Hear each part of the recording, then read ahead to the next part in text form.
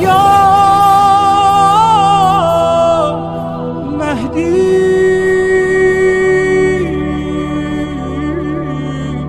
مددی. اگر آپ پیچھے کی طرف پلٹنا شروع کر دیں تو آپ کو بڑے بڑے عامر، آپ کو بڑے بڑے سلطان یاد نہیں رہتے، آپ کو اولیاء خدا یاد رہتے ہیں صرف، اور وہی آپ کے وجود پہ اثر ڈالتے ہیں، اور وہ اپنے زمانے سے نکل کر ٹائم سپیس کو بریک کر کر آپ کے وجود کو بھی ہلاتے ہیں. اب جتنے بھی اولیاء خدا ہیں اس میں افضل انبیاء اور ائمہ علیہ الصلوۃ والسلام وہ کس زمانے میں تھے؟ کتنا عرصہ ہو گیا، کتنا زمانہ ہو گیا.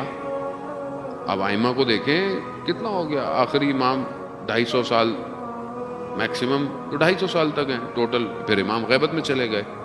لیکن آپ اگر ابھی بھی کسی امام کی زیارت پہ چلے جاتے ہیں تو نہ صرف امام آپ کو باطنی بلکہ آپ کو ظاہری کمال بھی دے دیتے ہیں.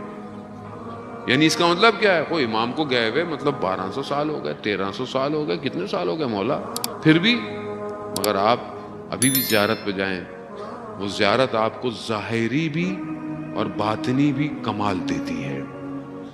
انسان ظاہری طور پر بھی اچھا ہو جاتا ہے، اس کا وجود نورانی. کتنے لوگ دنیا میں آپ کو ملتے ہیں کہ بس ایک زیارت پہ گئے زندگی بدل گئی. ایسی کیا چیز تھی؟ کوئی آیا، کسی نے روکا، کسی نے جھنجھوڑا؟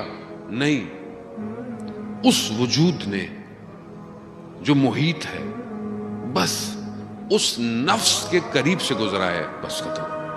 ہم اس نفس کے قریب سے گزرتے ہیں جب ہم جاتے ہیں، بس ہم جو قریب سے گزرتے ہیں تو ہمارا وجود انقلاب، ریولوشن تبدیل ہو جاتا ہے.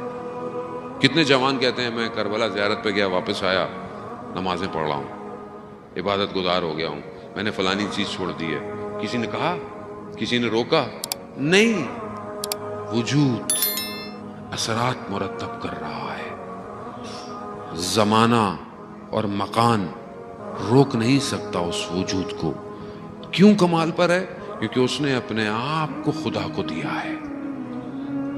یہاں امام سید الشہداء نے اپنے آپ کو خدا کو دیا.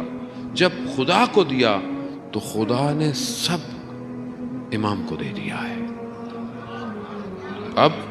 اب چاہے کروڑوں لوگ آئیں، چاہے جتنے بھی آئیں، اور زمانہ بڑھتا چلا جا رہا ہے، کربلا کی وسعت ایکسپینڈ ہوتی چلی جا رہی ہے. ظاہر کربلا وہی ہے. کربلا میں ہزاروں سے زیادہ، لاکھوں سے زیادہ لوگ ویسے ظاہر من نہیں آ سکتے، لیکن اس دن کربلا ایکسٹینڈ ہو جاتا ہے اور کروڑوں لوگ سما جاتے ہیں. یعنی کیا؟ یعنی مکان اور زمان سے بالا تر امام حسین کر دیتا ہے. ابو صالح